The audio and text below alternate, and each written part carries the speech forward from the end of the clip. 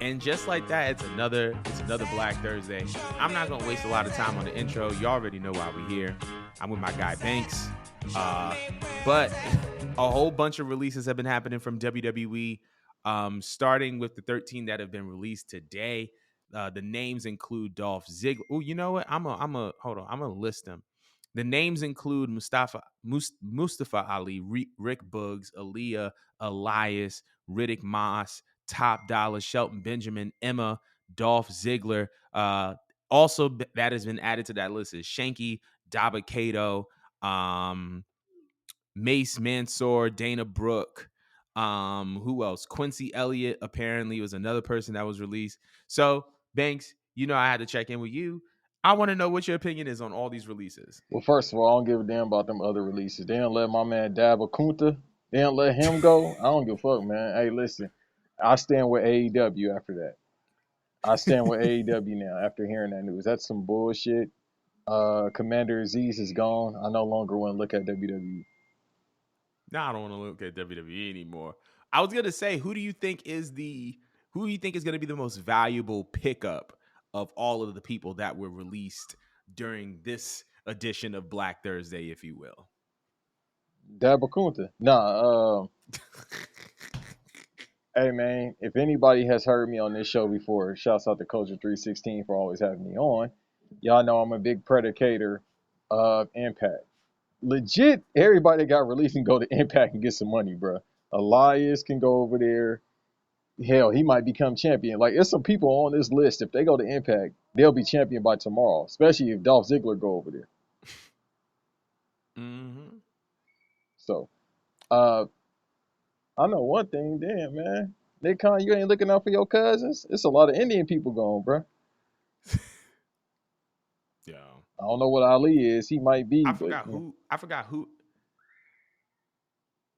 who in the chat said it, but there was only one non person of color released today, or it looks like a couple, which was Elias and Dana Brooke, but and Dolph Ziggler. So And Emma. that counts. But yeah, Are and they Emma. saying it's Jesus, I'm missing. racism in the Yo, E? speaking of which, how could I forget Emma? What'd you say? Is there racism in E? Oh, I'm shocked. But then, hey man, they only let one black person go, and besides that, he already a Hall of Famer, so it don't matter. Don't even matter like that. But I was gonna say, so earlier today they announced it. We'll talk about this later. Earlier today they announced Elimination Chamber in Perth, Australia. Emma retweeted it and said a dream. And the next thing you know, like literally 45 minutes later, Sis was like, my bad, never mind, I got released. Which is pain, which is terrible. Like I feel so bad for her. But all these releases, I feel like Dolph is probably going to end up in AEW with his brother. Um, I mean, there's a lot of places that he can be placed on AEW, considering that Ring of Honor is in that same vertical. But I definitely see Dolph Ziggler and Mustafa Ali both in the AEW, in the conglomerate, if you will. But I definitely see them, them two over there. I feel like everybody else is going to go to Impact or just like not be wrestling like that anymore, to be honest. So. Hey man, Ali, don't go to AEW, bro. You're gonna get lost in the sauce. Even if you come from the Mm. WWE, look at Rusev. Take your ass to Impact, where you could become champion. Hell, if they make you X Division champion, go over there, bro. He will get busy over there. All them, you know what I mean, them comedic promos he be having, he can do that over there. Dolph, if he go over there, it's Right. just because, no disrespect to Tony Khan. Again, he seemed like he a nice guy, but he likes spending money. So if Dolph go over there, he gonna just get some money. You'll see him once a month. Same thing with Edge. Like I keep saying, Mm. if Edge decides to go over there, bro, it's legit because he like, hey man, I'm gonna work once a month, make 250K a month, and be up out of here. Sound like a sweet deal to me. Pause. Funny part was he was kind of already doing that with the E. Like there was a point in time where I knew Dolph Ziggler more for his stand-up comedy stuff than his wrestling stuff, because bro would just be in every city that WWE was in and do his little stand-up gigs and just be chilling. Like free flights, free accommodations, and you could just put on a little comedy show and you still getting paid. Like, Come on. One of my goats, man. That's why he one of my favorites of all time. Not just because his in ring work and his promos, but bruh, he is the American dream.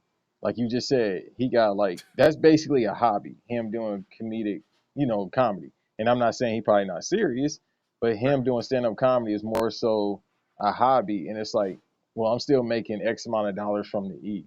Cause he's basically been retired for 2 years. If you want to keep it a buck, like we ain't seen him that much, or Right. shit, since Kofi Mania. Cause remember, after Kofi It Mania, should have been me. yeah, after he cut that promo, he had that match with Kofi. We ain't really been seeing him in the past 3 years. I only remember seeing him during the pandemic.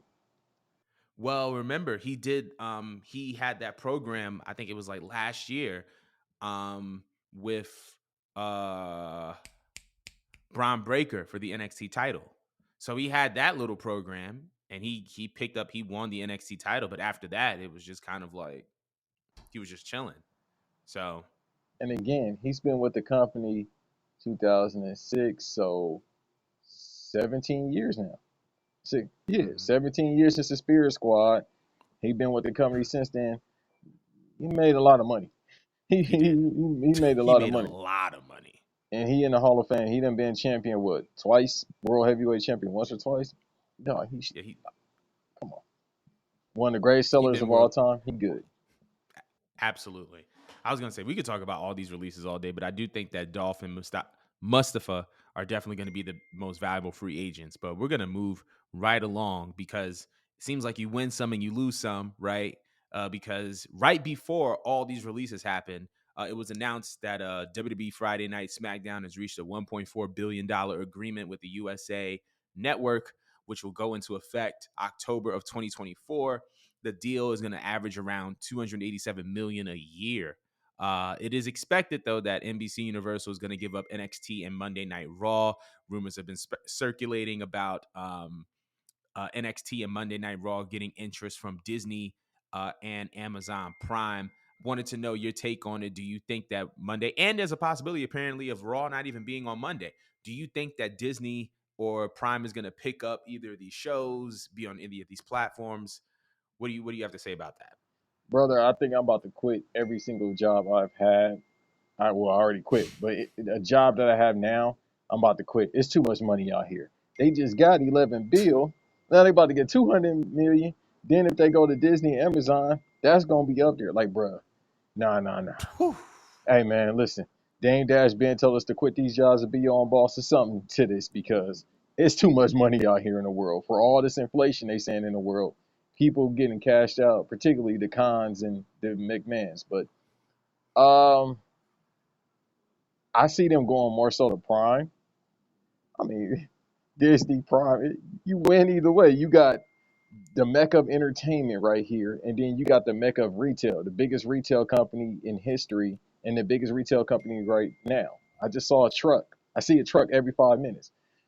I was about to say more, but yeah, I see them every 5 seconds. So it don't matter, bro. Whoever pick them up, people still gonna watch. Am I?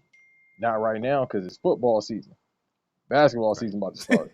MLB playoffs, dog. I other than highlights, thank God for YouTube. I don't be knowing what is going on in wrestling. I'm weak. Like I But watch but sports. but but that's a fact. But I mean, you make a point, right? Like it's a win-win either way. And something to think about: if SmackDown is getting 1.4 billion, I wouldn't be shocked to see Raw exceeding that, probably even reaching 2 billion, to be honest. Because if you're talking about Raw and NXT, that's two programs. 9 times out of 10 is going to be some type of multi-platform agreement that they had, like with Fox, right? And SmackDown isn't even the flagship show. So if you have the flagship show in Raw and you have, NXT, it's like they're probably going to get ran a nice little calm 2 billion. And regardless of who picks it up, it's a bag either way. Like it's a bag either way, and they can afford it. They can afford to give WWE or TKO $2 billion, and it will be just work out just perfectly fine. But man, it like you said, quit these jobs, be your own boss because there's a lot of money out here. But I want to know what everybody else thinks as far as like this whole SmackDown thing, $1.4 billion agreement. But we're gonna move on. And on top of that, we got more details. I talked yesterday on the pod about them having a premium live event in Perth, Australia. We have more details about it. It has been announced that WWE Elimination Chamber will emanate from Perth, Australian at the Optus Stadium. It will take place on February 24th, which will be obviously on the road to WrestleMania, which will take place in Philly. I wanted to know how you feel about this. Do you think that they're putting themselves in a very difficult position by having two big stadium events back to back, especially so close to WrestleMania? You know, uh, I will say this: all this money that's being put into the company. If I'm the talent, hey, bro, I need a raise. Like we should be getting NBA contracts or something close to it at this point. No, NBA contracts. Yeah, no, not NBA contract, but you should be getting a little bit somewhere close to what a wide receiver gets in the NFL at this point. Because, dude, it's too much money coming in. If I want to put all this work in, we traveling across the world. You know what I mean, doing these events once a month across the, across the ocean, and then come back here like the following week. Yeah, dog, I need that raise. And maybe they do. They have gotten raises already. We just don't know. But yeah, that's Right. all I'm gonna say. If I'm the talent, hey, bro, I need a raise. Let me holler at you about something. I mean, I stand with you on that position. Like you said, there's a lot of money coming in, like too much money coming in, especially after the sale and now on the heels of these agreements, and then on top of that, them releasing all this talent. So you have the cap space to do all this stuff. Cap space, so to speak. It's a sports term, but you have all the cap space to give everybody a raise, and I feel like that should be just kind of a natural progression or a natural next step. But yeah, like I don't think that this event is going to set WWE back or put WWE back because by now, international premium live events are a part of WWE's rhythm, right? They've been doing stadiums now regularly for big events for about 2 years at this point. Clash of the Castle, SummerSlam, Royal Rumble. Only the exception is really Survivor Series. And I think the only reason why they don't do a stadium Survivor Series is because it's brick, right? Like your November in Chicago is brick. Had it been 70 and sunny, we would be seeing this at Soldier Field. But because it's not, it's indoors. But I feel like WWE definitely has a rhythm when it comes to premium live events, and it incorporates stadiums now. So I don't think this is going to set them back by any means. I think this is actually going to do a lot of business for them, considering there's going to be so many people that want to come because it's like it's a WrestleMania. It's on the road to WrestleMania and it's outside of the country. So it's like if you can't make it to WrestleMania, all right, we can go to Elimination Chamber or something along those lines. So I think it's going to be a good move. I think that it's going to be a good show, and I think that it's not going to put WWE in a bad position. Um, this is just a quick question because it seems as if I was talking about this yesterday. Um, they were talking about TKO was not necessarily thrilled about the negative press that Vince McMahon gets in regards to his sexual assault, sexual harassment allegations. And then on top of that, the LA Times said that depending on the potential findings of this inquiry into Vince McMahon, McMahon could face criminal and or civil liabilities that could prevent him from serving as an officer or director of a public company. I think that the SEC actually like raided his house, if I'm not mistaken, to kind of seize documents and all this other stuff. But like I thought, like, wouldn't Endeavor or TKO know about this before the sale, or do you think that this was all a part of the plan? No, they knew. Everybody know. Everybody know where he hiding the bodies at. The point is, who gonna tell? So the person that leaked out all this stuff last year, hey man, he might be part of the bodies. He might be, I mean, he might be a literal body somewhere because he leaking it Right. out with the Godfather. But my company just sold. It ain't under my, it ain't under my name no more. I forgot how many shares he got from the company. Plus, he got $125 million cash out as well. Hey, bro, y'all kick me out if you want, for sure. I'm gonna fuck with you. I'm gonna have to go chill for the rest of my life, however long I'm gonna be on this planet, cause he up there in age. So, so what? My lawyers, we straight. You know what I mean? We gon' either they gon' They're gonna cop a plea deal, so he don't have to serve no time. He gonna be all right, man. Dude worth billions of dollars. He ain't going to no jail. He gonna be all right. Now, will he have anything to do with the E? No. Does he care? Well, probably so, because they said that's all he does is work. He don't take vacations. He don't do anything but work. Now he kind Mm. of forced to find something to do. I don't know, go fishing. You see, he got that new hairpiece and mustache. See, look, man, all this could have been avoided, Vince. If you ever hear this, you would have took your ass to the DR. You could have went, what I mean, to some country in Asia. You could have spent a little 35 American dollars, bruh. You would have been all right, bruh. Instead of spending $15 million on some coochie. If you would have just went to these places, bruh, south, you could have went to Mexico. I was about to say the club, but you could have went to this club in Mexico. You could have went a couple places, save you millions of dollars. Millions. But no, you had to go ahead and spend. Bro, I need that type of money. Will I spend it on coochie that much? Absolutely not. But I need that type of money. Where $14 million for some ass? Yeah, yeah, we need that type of money. That's OD. To put that into perspective, right? And this is something that I spoke on a while ago. So WWE bought WCW for they sold the trademarks, the name, and the property of WCW for $2.5 million, Yep. right?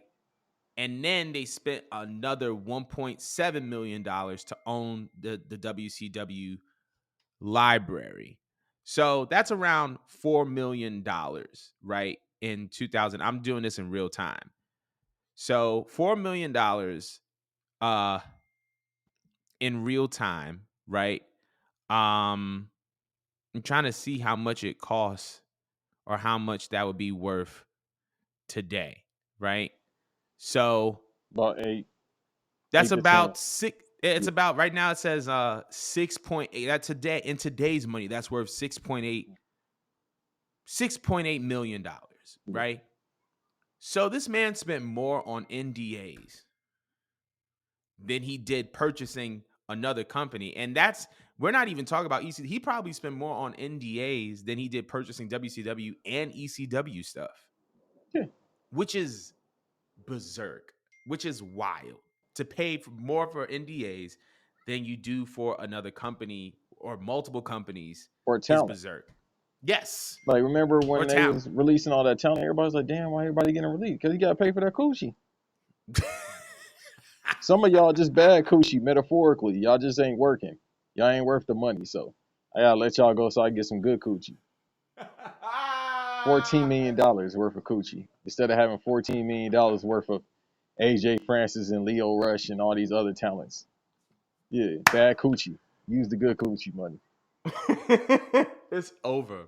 I'm subclipping that. That's going on the short. Oh But shit. it's over. This up. Nah, I mean, but you're right though. But like, yeah, man, this whole situation with Vince.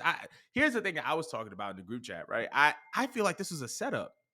I feel like they understood. I feel like Endeavor knew that even if Vince was out, he is still the majority shareholder of WWE, which means that if there is a sale, he has to approve it. He has to approve it or he has to reject it. He still has the final say because of how much he controls. So I feel like what they did is they kind of like made Vince let his guard down. Hey man, we need you here. We need you a part. We want you to be a part of this. We're a big family here at TKO. And now that the sale is closed, now that the deal is done, the cash outs have been made. Now all of a sudden, wait, we don't want to be associated with the negative. They knew about the negative press, but they didn't want to talk about it until the deal was completed so that they can own it, get Vince out the way. Like that was the goal. Just do their big one, get Vince out the way. I mean, like even I'm not gonna sit up here and say that Triple H was perfect, but since he was at the creative helm, we can look at premium live event after premium live event. They've been breaking records, social media records, attendance records, like merchandise records. Like under Hunter's creative helm, WWE is better than it was when it was under Vince's helm in the recent years. I'm not going to sit up here and say that Hunter's reign of 2 years is more successful than Vince producing The Undertaker and Hulk Hogan and the Attitude Era. No, we're just talking about within the last, I would say, 5 years or so. Triple H's run has produced more healthier dividends for WWE. So I feel like Endeavor understood that, but they wanted to make sure that they bought the company and be in a position where they got Vince out the way. Right. That's my theory. No, you're right. So far as Triple H being a booker, he ain't a good booker. He just know how to put matches together. Uh, I never thought he was a good booker when he took over. It was like, all right, cool, you bringing all these people back. R.I.P. to Bray Wyatt, but okay. So, but besides that, I will say it is something to the booking style that's, doing the most important thing in anything that you do is making money. Fuck the entertainment, get the money. That's what it's about. So, Right. like you just said, the past 3 years have been their highest grossing years in history during the pandemic because it was the only thing they had. They Right. made the most money because they didn't have to tour. Now in Right. Very true. the past year, especially this year, I've been on I think I've been on wax saying it, but I've said it to people personally. This is one of their best years ever. As far as the Yeah. money, what they drawing, the matches, the pay-per-views. They haven't missed with a pay-per-view. Even Fastlane was good. And that wasn't Right. a huge card. But yeah, so it might be something to that. Maybe he is a good booker. Maybe I'm just, talking shit. But at the same time, what you're saying is right. Dude, when we about to sell something for, hell, $11 million, they know your mama, they know your daddy, they know your grandma, they know everybody's social security, they know everything. They know everything. So imagine 11, like if you could fathom in your mind $11 billion, you selling anything. They know your whole bloodline. So they knew about everybody knew about this for years. He's been doing this probably since the 80s. More than likely, it's been since the 80s. It just accumulated over time. But Yeah. again, you gotta get you some right steppers. That's all I can say. Like if you gotta have them sign NDAs, first of all, you went to some freaky shit.